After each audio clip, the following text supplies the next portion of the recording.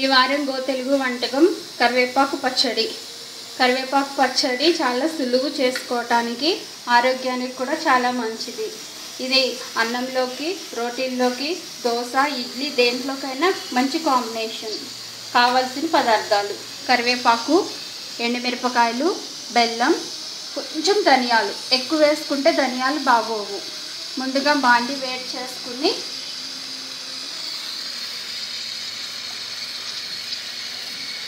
కొంచెం నూనె వేసుకుని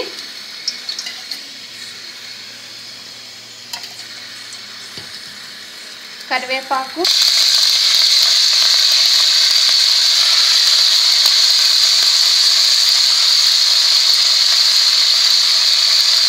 ఎండుమిర్చి,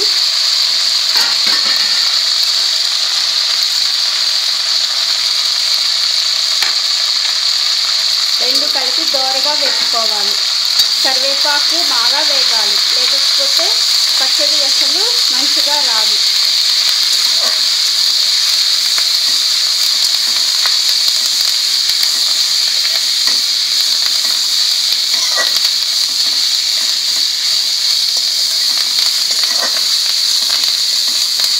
ఇందులో ఇప్పుడే ధనియాలు కూడా వేసేసుకోవాలి.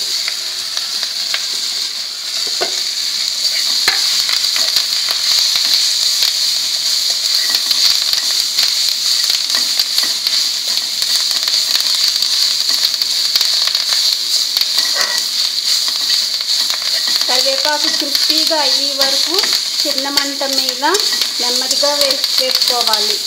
కొంచెం టైం ప్రాసెసింగ్ ఎక్కువ ఉంటుంది, కానీ తింటే చాలా బాగుంటుంది. మూత పెట్టకూడదు.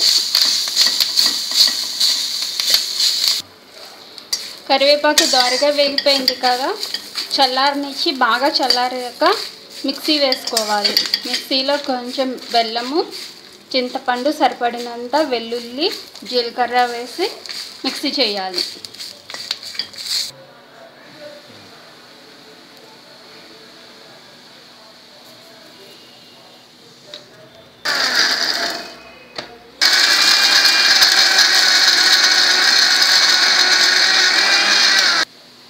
ఉప్పు వేసాక బాగా మిక్సీ చేసాం కదండి, ఇప్పుడు ఇందులో బెల్లం వేసుకోవాలి. తీపి ఎక్కువ కావాలనుకున్న వాళ్ళు మీ ఇష్టము సరిపడినంత బెల్లం వేసుకోవచ్చు. కొంచెం నీళ్లు పోయాలి. మళ్ళా మూకుట్లోనూ దీన్ని తడకా వేస్తాం కదా, తిరగమూత వేస్తాం కదా, అందుకని కొంచెం నీళ్లు పోసి బాగా మిక్సీ చేయాలి.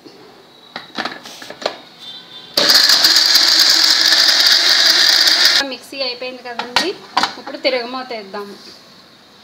మూకుళ్ళో నూనె వేడి చేసుకుని ఆవాలు,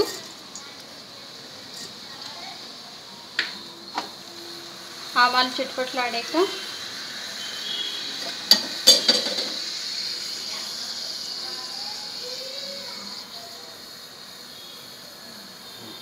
జీలకర్ర,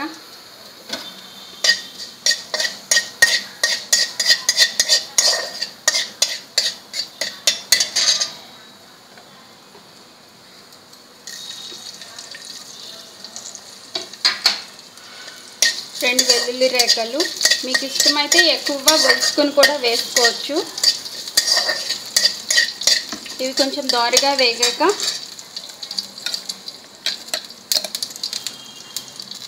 ఈ పచ్చడిని మూకుట్లో వేయాలి.